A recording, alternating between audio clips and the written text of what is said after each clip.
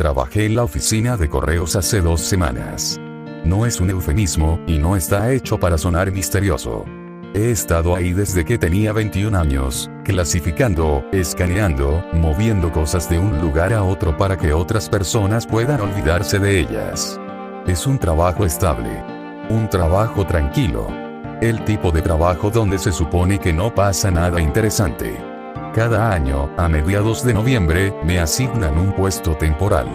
Oficialmente, estoy asignado a la división de sin respuesta.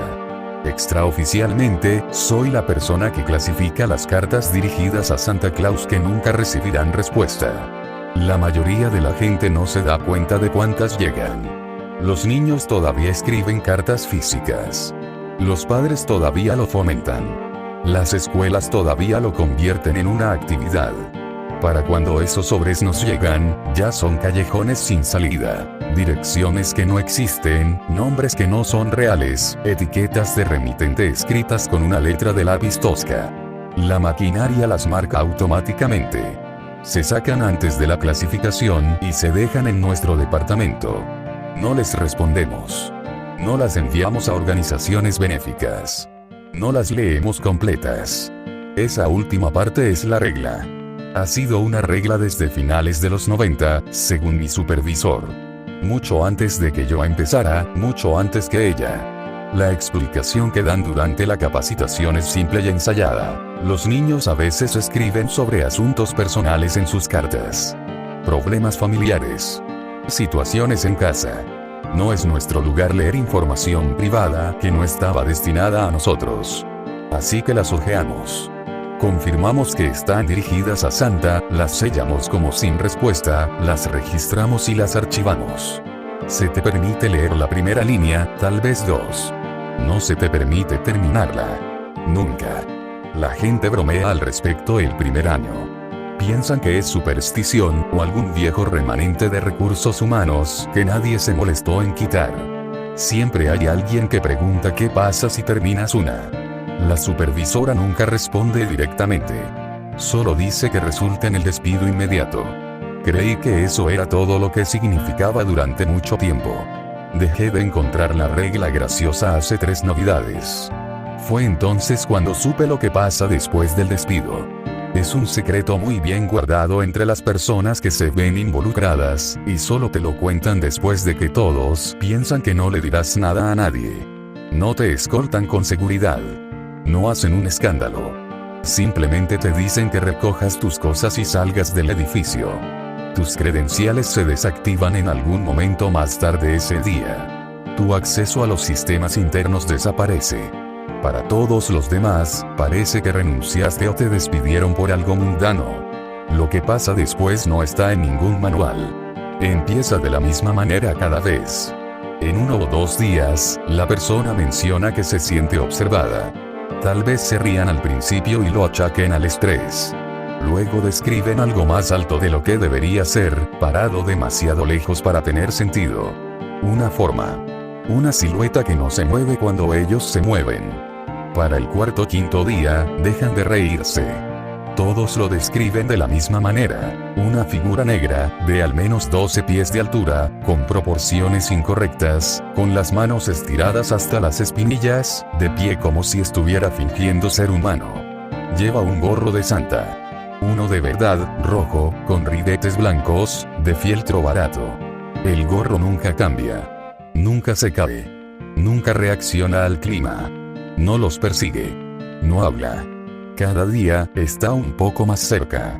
Puede pararse al otro lado de la calle. Al final de un pasillo de la tienda. En una acera a plena luz del día. Otras personas caminan a través de él como si no estuviera allí. Nadie lo nota. Nadie reacciona. Así es como saben que está destinado solo para ellos. El acecho dura 12 días. El 13º, mueren. La oficina de correos no reconoce la conexión. Oficialmente, esas personas sufren accidentes no relacionados o emergencias médicas. Extraoficialmente, nadie en sin respuesta rompe la regla nunca más.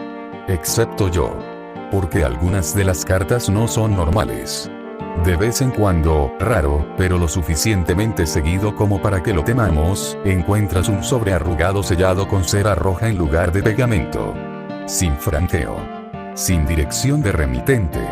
Solo un nombre escrito cuidadosamente con lápiz, como si el escritor no quisiera arriesgarse a deletrearlo mal. Esas cartas son la razón por la que existe la regla. Debemos apartarlas en un cajón cerrado con llave y alertar a la supervisión de inmediato.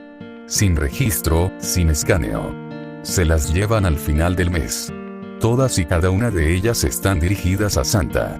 Había visto 11 en toda mi carrera antes de la semana pasada. La 12ª tenía el nombre de mi sobrino. El mismo nombre. El mismo apellido.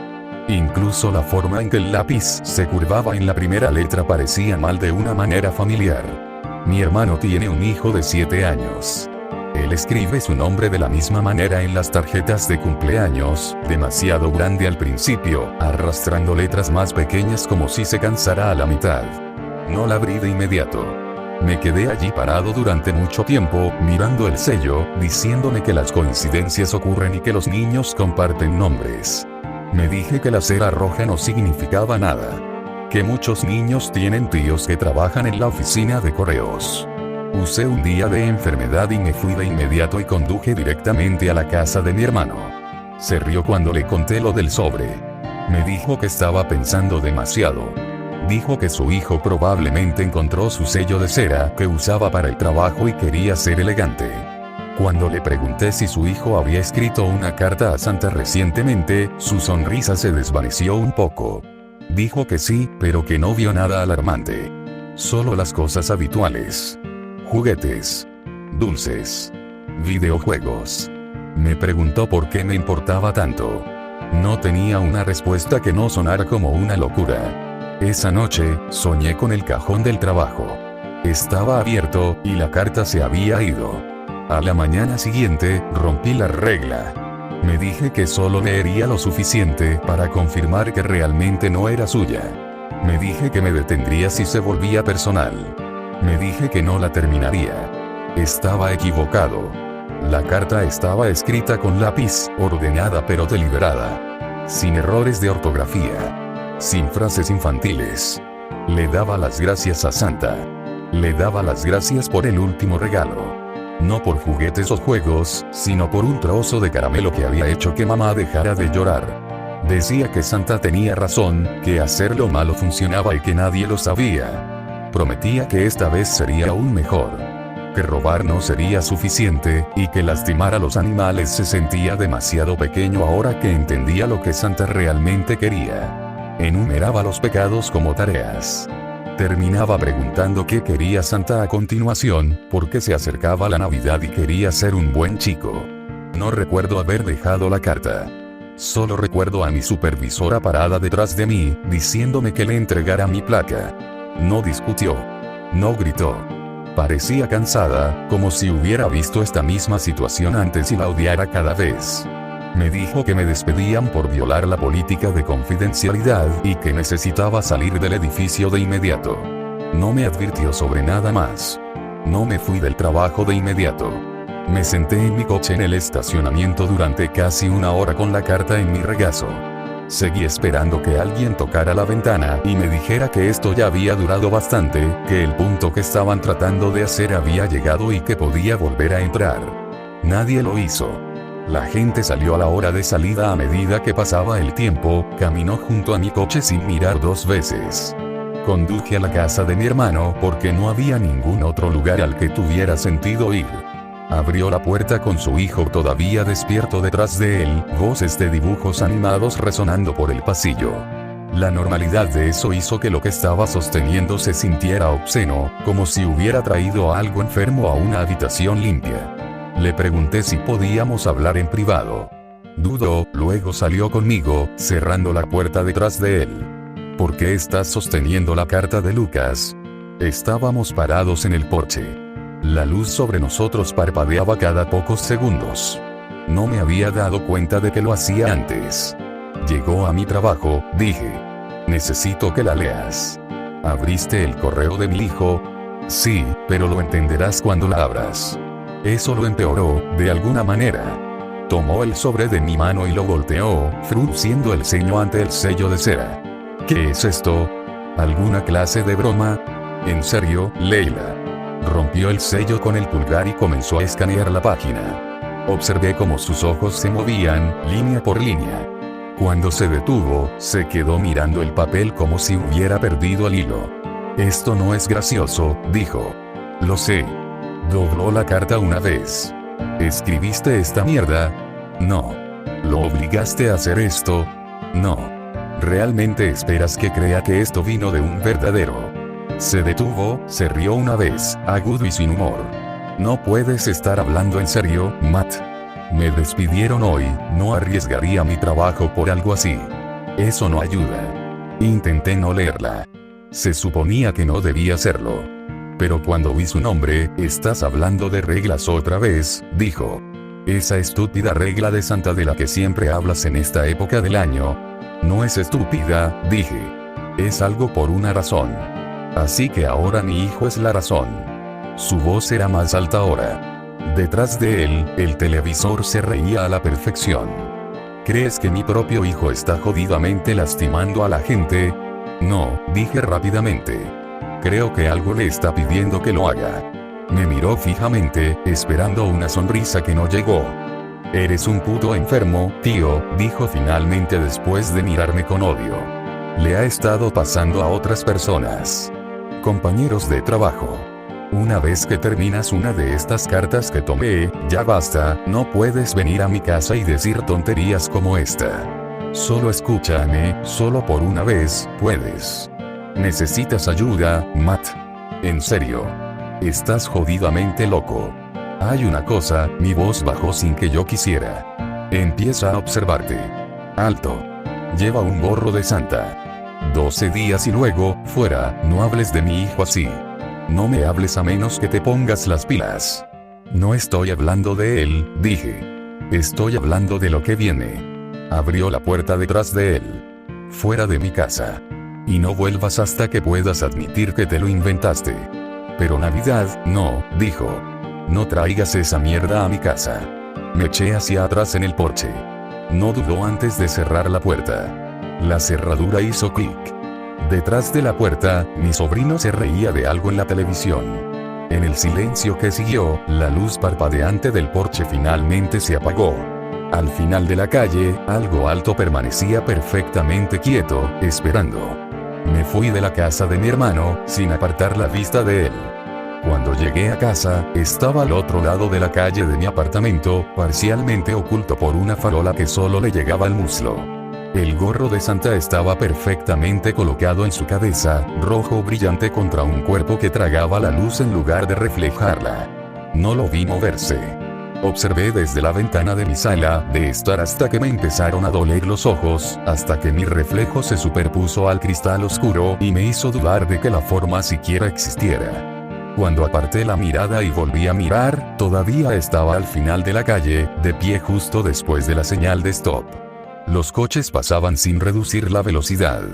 Los faros cortaban sus piernas y salían por el otro lado sin cambios. Una mujer trotó directamente a través del espacio que ocupaba, con auriculares, con el aliento empañado por el aire frío. Nunca se dio cuenta de la altura de la cosa que había pasado. Esa noche, no cerré las cortinas. Quería saber si se acercaría mientras dormía, si solo se movía cuando no estaba mirando. No se movió. El gorro de Santa era lo más brillante de la calle. El segundo día, estaba más cerca. Estaba parado frente a mi edificio debajo de una farola. La luz no reveló nada, solo trazó su contorno como algo pegado al mundo. Me fui temprano, antes del amanecer, diciéndome que si lo pasaba lo suficientemente rápido, podría demostrar que no podía interactuar conmigo. Cuando pasé, sentí presión detrás de mis ojos, como si estuviera recordando algo que había olvidado. Duró menos de un segundo. Cuando me di la vuelta, todavía estaba detrás de mí. Esa noche, soñé con cera roja suavizándose en mis manos. El tercer día, estaba en el estacionamiento. Estaba entre mi coche y la salida. Lo rodeé sin detenerme. Recuerdo sentirme más enfadado que asustado, enfadado porque se le permitía existir así, violando las reglas básicas de proximidad y consecuencia. Un hombre se apoyó en mi coche para atarse el zapato. Su hombro pasó por su pierna sin comentarios. Por un momento, por costumbre, conduje hacia la oficina de correos antes de recordar que ya no trabajaba allí. El cuarto día, empezó a aparecer en interiores. Lo vi al final del pasillo de los alimentos congelados, con la cabeza casi rozando los letreros colgantes. La gente empujaba carritos a través de él. Un niño pasó corriendo junto a mí riendo cuando el aire frío le golpeó la cara. Dejé mis compras y salí. Esa noche, la música navideña empezó a parecer una advertencia. El quinto día, me siguió a la calle de mi hermano. Estaba en la acera frente a su Porsche, con los pies casi tocando el escalón. Vi a mi hermano caminar por ese espacio más tarde, sosteniendo la mano de su hijo, sin reducir la velocidad, sin darse cuenta. La luz del Porsche se encendió. La puerta se cerró. La cosa no se fue. El sexto día, dejé de intentar explicar. Llamé a la línea que no es de emergencia. A un terapeuta. A cualquiera que pudiera darle una forma que no fuera fatal. Hablé de estrés, desempleo, ansiedad. Todos escucharon exactamente lo que necesitaban escuchar. Esa noche, estaba al borde del terreno de mi edificio, más cerca que antes. Cerré las cortinas por primera vez y aún así me desperté convencido de que algo rozaba las paredes. El séptimo día, estaba en el ascensor de mi apartamento. Las puertas se abrieron y ya estaba allí, doblado lo suficiente para caber. Una mujer entró a mi lado y se apoyó en su pierna sin darse cuenta, frunciendo el ceño ligeramente ante el frío inesperado. Me bajé 2 pisos antes. El resto del viaje crujió como si llevara más peso del que debería. El octavo día, apareció primero en los reflejos. En la pantalla oscura de mi teléfono. En la puerta del microondas. Siempre detrás de mí. Cuando me daba la vuelta, estaba en la habitación donde necesitaba estar para permanecer fuera de mi alcance. Nunca lo oí respirar. El noveno día, dejó de darme espacio. Doblé las esquinas y casi me lo encuentro. Empecé a extender las manos frente a mí, con miedo a chocar con él como si fuera un mueble fuera de lugar. Esa noche, estaba al pie de mi cama y se inclinó hacia adelante lo suficiente como para hacer que el gorro de Santa se inclinara. No dormí. El 10º día, intenté salir de la ciudad. Conduje hasta que los caminos se hicieron más finos y las luces desaparecieron. Me encerré en el baño de un área de descanso solo para respirar. Esperó junto a los lavabos. Me di la vuelta y me fui a casa. El 11º día, ya no me siguió. Esperaba en lugares antes de que yo llegara. Posicionado donde tenía sentido, como si siempre hubiera sido parte de la distribución. Si tiene ojos, nunca los vi. Si tiene rostro, no creo que sobreviviera a verlo. El 12º día, estaba en mi dormitorio. No al pie de la cama. Más cerca. Se dobló por la cintura hasta que su cabeza llenó mi visión. Olía cera. Olía papel. El gorro de Santa se deslizó hacia adelante lo suficiente como para que pensara que finalmente podría ver lo que había debajo. Luego se plegó en la esquina, increíblemente pequeño, y esperó conmigo hasta la mañana. Mañana es el 13º día. Está parado a pocos metros de mí ahora. Voy a morir mañana por la noche. Necesito ayuda. Cualquier cosa. Por favor. Why? I am sorry. You just did it. No.